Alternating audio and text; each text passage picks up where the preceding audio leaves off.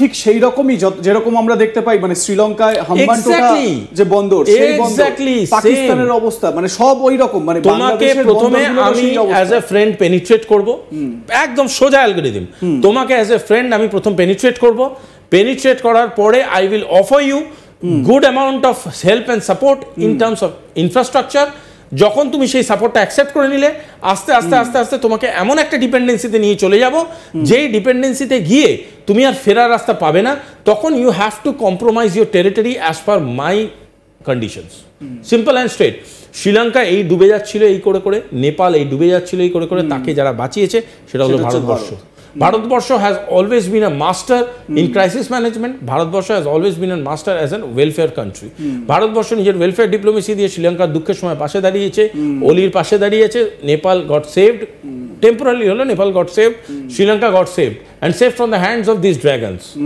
একদম পরিষ্কার কথা বাংলাদেশকে সেই গাড্ডার দিকে নিয়ে চলে যাচ্ছে প্লিজ একটা কথা ভুলে যেও না কেউ ভুলে যাওয়া উচিত নয় Mohammad Yunus is not the elected prime minister of Bangladesh উনি একটা ইন্টারিম বডি চালান অ্যাফিলিয়েটেড বাই দি কোর্ট কালকের ডেটে ওটাকে ডিসলজ করে দেওয়া হতে পারে যদি ডিসলজ করে দেয় টাকাটা ঢুকে যায় who will be paid for that এই টাকাটা গভর্নমেন্ট আসবে এক্স্যাক্টলি টাকাটা কাকে দেওয়া এবং এই জায়গা থেকে আরো একটা বিষয় খুব দেখার মতো সেটা হচ্ছে গিয়ে চীনে গিয়ে যতই বাংলাদেশি মিডিয়া লাফালাফি করুক বা বাংলাদেশের বিভিন্ন সংবাদপত্রে বলা হোক বাংলাদেশে মোহাম্মদ ইউনুসের যে অভ্যর্থনা এটা যে খুব একটা ভালো হয়নি সেটা কিন্তু স্পষ্ট তার কারণ তাকে চীনা বিমানবন্দরে নামার পর দীর্ঘক্ষণ অপেক্ষা করতে হয়েছে এবং একজন দেশের প্রধান একজন রাষ্ট্রের প্রধান মোহাম্মদ ইউনুস তো অন্তর্বর্তী সরকারের প্রধান তিনি তার দেশকে রিপ্রেজেন্ট করছেন প্রধান হিসেবে সেই দেশের প্রধানকে রিসিভ করতে কোনো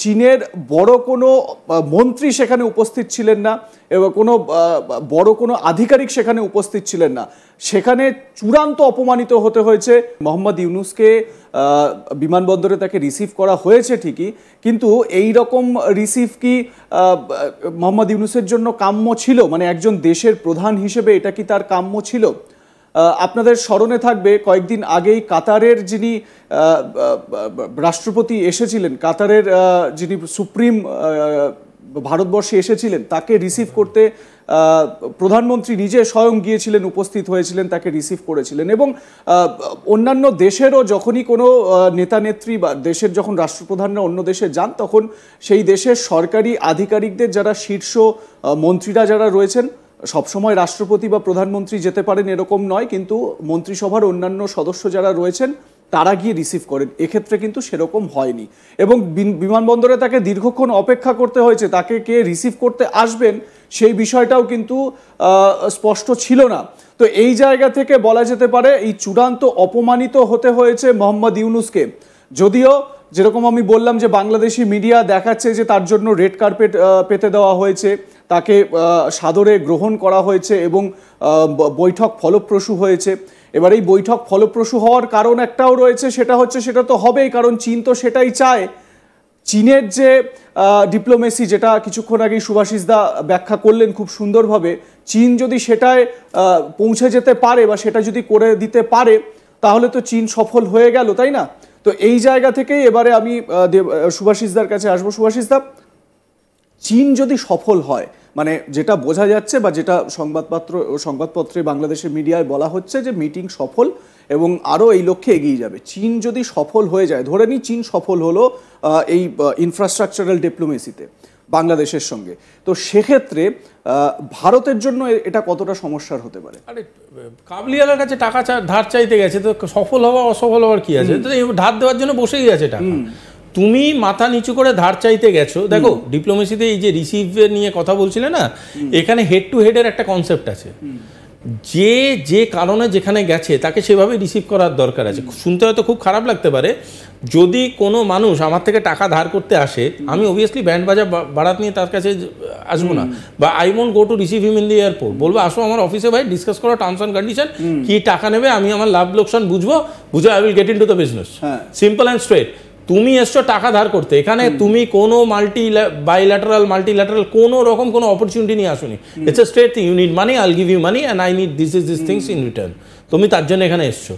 এখানে তোমার অ্যাডিটিভ সম্মান হ্যান ত্যান কিচ্ছু না। This is just a simple protocol for any government official. আমি বলছি এটাকে বিরাট কোনো হাওয়া বানিয়ে দেখাবার কোনো মানে হয় না। সেকেন্ড কথা হচ্ছে যে এই যে বারবার করে বোঝানো হচ্ছে, একটা চেষ্টা, একটা ন্যারেটিভ তৈরি করার চেষ্টা হচ্ছে যেটা বিশাল কিছু একটা অ্যাচিভমেন্ট, বিশাল কিচ্ছু নয় এটা। It's a simple monetary exchange. টাকা দিচ্ছে ওরা, চড়া সুদে টাকা দিচ্ছে যাতে করে বাংলাদেশে পরবর্তীকালে পেনিট্রেট করতে পারে। এর মধ্যে কোনো রাগঢাক নেই, এটা সিম্পল কথা। এতে সাকসেস কখন হয়, একটা জিনিসের সাকসেস ফেলিয়ার কখন হয়, যখন সেখানে negotiation point. I am here to beg for money, আর আমি ঝুলি নিয়ে গিয়ে, হ্যাঁ, আমি ওখানে নেগোসিয়েট কি করবে? খুব জোর উনি বলতে পারেন যে এই 4%টা কমিয়ে আপনি 1% করুন, যেটা আমি I am telling you right now যেটা কমার চান্স নেই বললেই চলে। তো ultimately I am going there for begging না, আমি তো চাইতে যাচ্ছি, একটা জিনিস অনুরোধ করতে যাচ্ছি। এখানে তো নেগোসিয়েশনের কোনো জায়গা নেই। So what ever is the condition, আরেকটা খুব সিম্পল জিনিস বোঝার দরকার আছে। একটা হচ্ছে ওনাকে যদি অফিসিয়ালি রেকগনাইজ করতে আসে হেড অফ দ্য স্টেট, তাহলে হেড অফ দ্য স্টেটই রিসিভ করতে আসছে। ওনাকে সেরকম কোনো রেকগনিশন দেয়নি। ওনাকে যেটা দিয়েছে একটা অফিসিয়াল ভিজিট হচ্ছে, তার জন্য দুটো লোককে পাঠানো দরকার রিসিভ করার জন্য, ব্যাস রিসিভ করার জন্য, that's it. It's a general bureaucratic visit, general diplomatic ভিজিটে এটাই হয়।